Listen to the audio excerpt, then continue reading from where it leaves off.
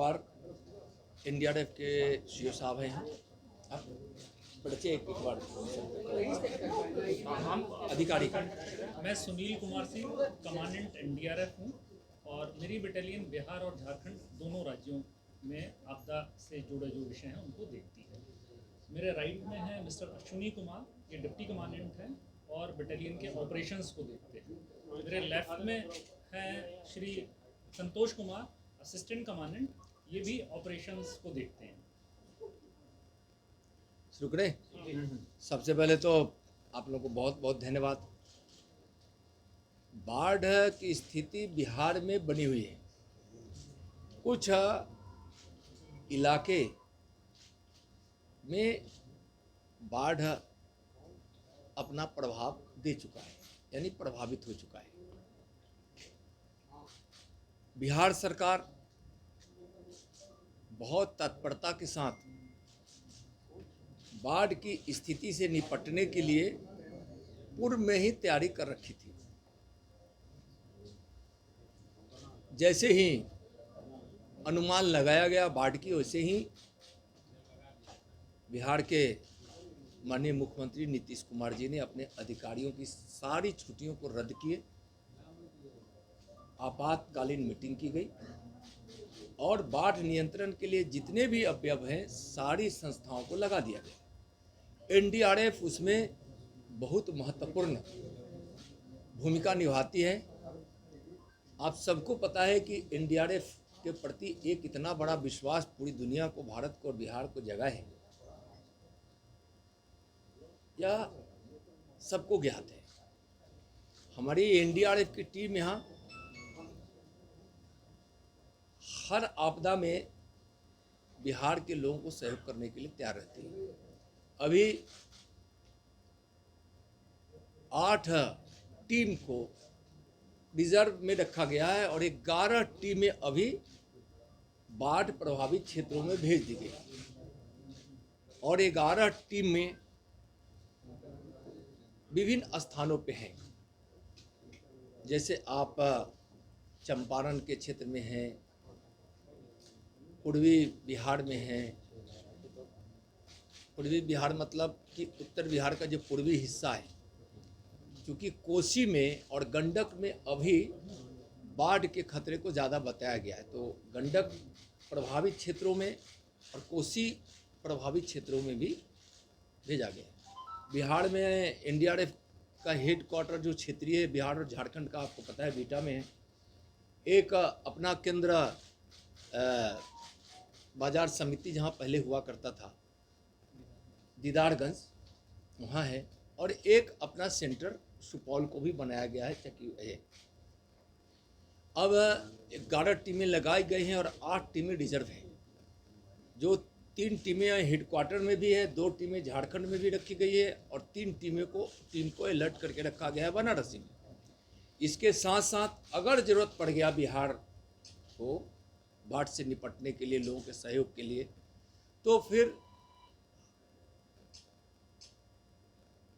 पुरी से भी, भुवनेश्वर से और पश्चिम बंगाल से भी हम एयरलिफ्ट करके हम यहाँ लाने की पूरी तैयारी कर रही है। बिहार सरकार की कई बैठकें एनडीआरएफ के साथ हुई है, हमारी भी बात सरकार से हुई है। और केंद्र सरकार, चूँकि आपदा को बड़ी विपत्ति के रूप में हमारे प्रधानमंत्री जी देखते हैं और गृह मंत्री जी भी लगातार बिहार के बाढ़ की स्थिति पर निगरानी बनाए हुए हैं। उनका भी निर्देश है सरकार से लगातार बात करके जो भी सहायता पहुंचाया जाए, पहुंचाने में कहीं कोई कमी नहीं रहे। मैं स्पष्ट रूप से यह कहना चाहता हूं कि एनडीआरएफ हर परिस्थिति में बिहार में बाढ़ से प्रभावित लोगों को सहयोग के लिए, रेस्क्यू करने के लिए, यहाँ तक कि जब हमारी एक टीम जाती है तो उनके साथ मेडिकल के भी कोई ना कोई हमारे एक्सपर्ट रहते हैं। वहाँ उनके साथ बहुत सारे इक्विपमेंट्स ऐसे जाते हैं कि रेस्क्यू करने से लेके कहीं अगर किसी को ज़रूरत पड़ जाए तो उस समय हम उनको थोड़ी बहुत मेडिकल प्राथमिक सहायता भी कर सकें। पूरी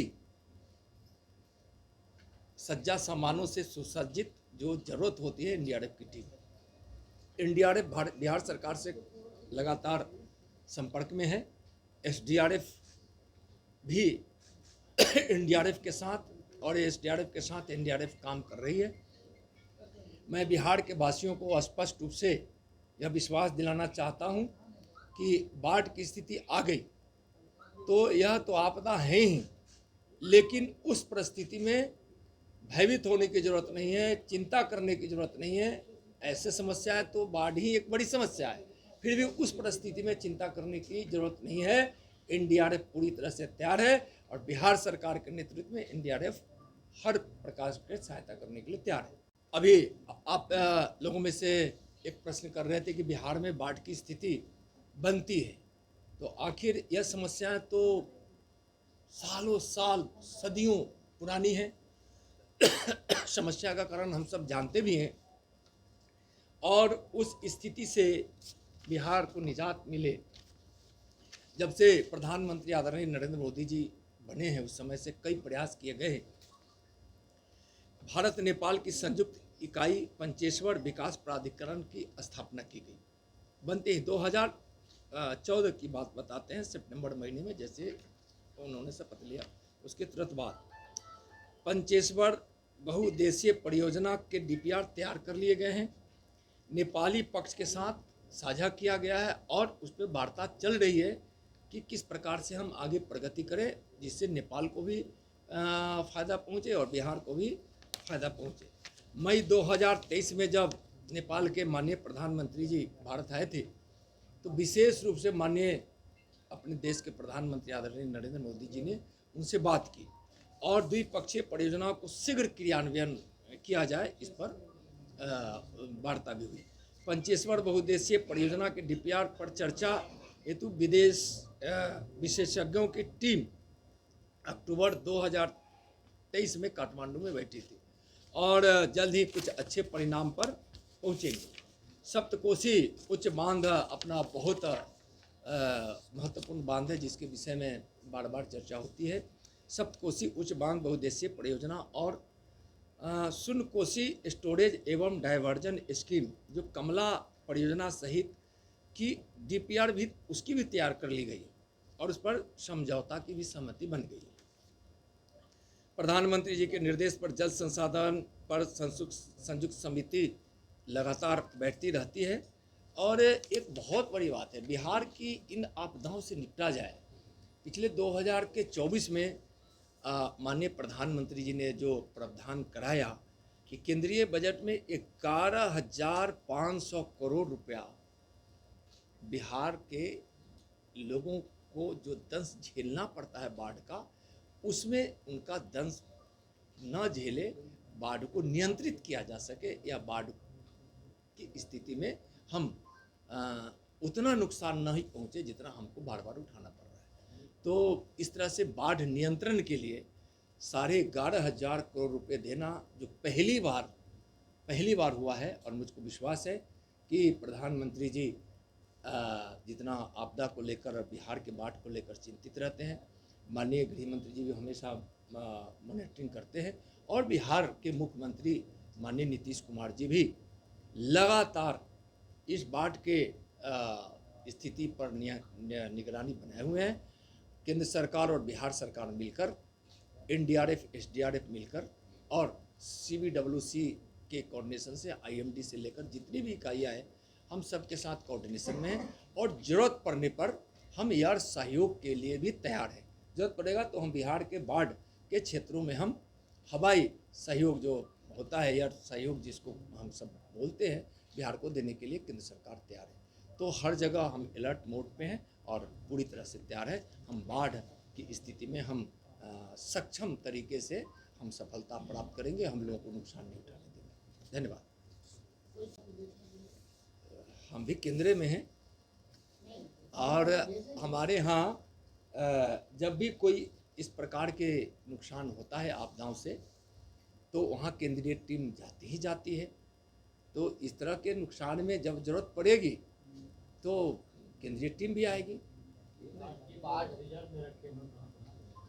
ये रिजर्व में रखा गया है। एक तो यहाँ बटालियन हेडक्वार्टर हमारा जो बिटा में उसमें है तीन टीम वाराणसी में है और 2 टीम झारखंड में है। 8 टीम रिजर्व रखा गया है और 11 टीम को विभिन्न क्षेत्रों में भेजा गया है और 8 टीम ही रिजर्व में नहीं है। जरूरत पड़ने पर भुवनेश्वर को भी अलर्ट पर रखा गया है और कलकत्ता को भी अलर्ट पे रखा गया है, तो कोलकाता भी अलर्ट पे है और हम हर तरह से अलर्ट है। जरूरत पड़ेगा तो हम एयरलिफ्ट भी कहीं से जितनी जरूरत होगा उतना हम कर सकते हैं। पंचेश्वर जो आप ये, हुई है जो कि इम्पोर्टेंट है, इंटरनेशनल मुद्दा है, तो इस मुद्दे पर बेहतर इसमें बात हो। और यह कोसी त्रासदी बिहार ने झेला है। 2023 अभी बीता है, लगभग जो मीटिंग हुई है लगभग साल भर पहले है और अपने तरफ से भारत ने सारे पहल करके नेपाल को दे दिया है। अब नेपाल अपनी उसकी समीक्षा कर रही होगी और बार बार जरूर भारत अगली बैठक के लिए चाहता है कि शीघ्र बैठक हो जाए और हम उस पर निजात पाए और नेपाल का उसमें इंतजार है। नेपाल पर हम लोग जरूर लगातार नेपाल के अधिकारियों से, हमारे विदेश मंत्रालय के अधिकारी लगातार संपर्क में है कि जल्दी से जल्द, और भारत सरकार भी नेपाल सरकार से संपर्क में है कि इस समझौते पे आए, ताकि एक जो 11,500 करोड़ की राशि जो दी गई है, जब हम राशि जिन परियोजनाओं में हम यहाँ दिए हैं उसके क्रियान्वयन को भी उससे आप जोड़कर देख सकते हैं कि जब हम उधर के समझौते जो कर रहे हैं तो उसका इधर का जो भारत के हिस्से में जो काम करना है तो बिहार सरकार भी और बिहार को दिया गया है और बिहार भी उस काम को उसके साथ कोऑर्डिनेट करके कर ले। इसमें कितने दिन से मालूम है, कोविड में भी चले गए थे, बाढ़ में भी चले गए और 10 दिन की भी यात्रा नहीं की। और जो मुझको पता है 1 सप्ताह से तो कम से कम है, या नहीं तो 1 सप्ताह रहने वाले होंगे और दुबई की यात्रा पर है और बार बार दुबई जा रहे हैं। तो अगर हो सकता है कि वहाँ दुबई गए हैं तो उनकी क्या सोच है, लेकिन इतना मैं ज़रूर कहूँगा कि बिहार की बाढ़ की चिंता न लालू जी को कभी रहती थी और न आज तेजस्वी जी को है। और बाढ़ की त्रासदी में जो लालू जी की सरकार ने पाप किया था, मैं पाप शब्द बोल रहा हूँ और मैं उसका गवाह हूं। जब मैं सीतामढ़ी के दौरे पे गया था तो उस समय बच्चे भूख से तड़प रहे थे और उस समय जब बिहार की उस समय की आरजेडी की सरकार, लालू जी की सरकार से जब बात किया गया तो उन्होंने तो नहीं बताया, लेकिन जो हम लोग को पता चला कि उसमें बहुत बड़े पैमाने पे दूध खरीद कर वहाँ भेजा जा रहा है। तो हम लोग को लगा कि कुछ तो सरकार कर रही है और बाद में पता चला कि कई बच्चों की मौत हो गई, शायद वह दूध पहुँच गया होता।